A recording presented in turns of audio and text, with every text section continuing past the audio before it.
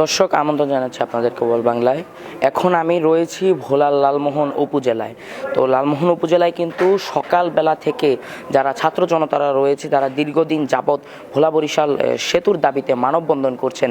তারা কিন্তু আজকে লালমোহন উপজেলা যে ইউনো অফিস কার্যালয় রয়েছে তার নিচে কিন্তু তারা মানববন্ধন করছে সকালবেলা থেকে। তো আমরা এখন আপনাদেরকে জানানোর চেষ্টা করব যে তাদের আসল চাওয়া পাওয়াগুলা কি, সেটাই আমরা আপনাদের কাছে তুলে ধরার চেষ্টা করব। আমাদের আন্দোলন ছিল রাজপথে, ঢাকার রাজপথে, ভোলার রাজপথে, ভোলার প্রতিটি উপজেলায় এবং প্রতিটি গ্রামগঞ্জে। আন্দোলন ভোলার গ্রামগঞ্জ থেকে পায়ে হেঁটে ঢাকায় অবস্থান করেছে নদী সাঁতরিয়ে। সেই ক্ষেত্রে আমাদের সরকারের কানে পানি পৌঁছাতে এখনও আমাদের মনে হয় দীর্ঘপথ পাড়ি দিতে হবে এবং লড়াই চালিয়ে যেতে হবে।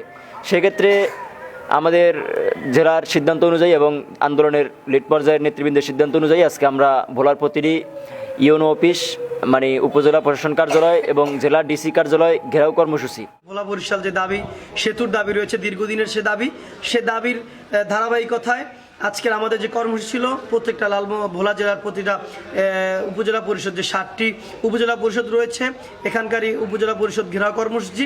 আজকের আমাদের এই কর্মসূচিতে আমাদেরকে সফল করার জন্য আমাদের সাধারণ মানুষ অনেক সাড়া দিয়েছে। তারই ধারাবাহিকতায় আগামী দিনগুলো আমাদের আরও কঠোর থেকে কঠোর কর্মসূচি আসতেছে। ঢাকায় আন্দোলন করে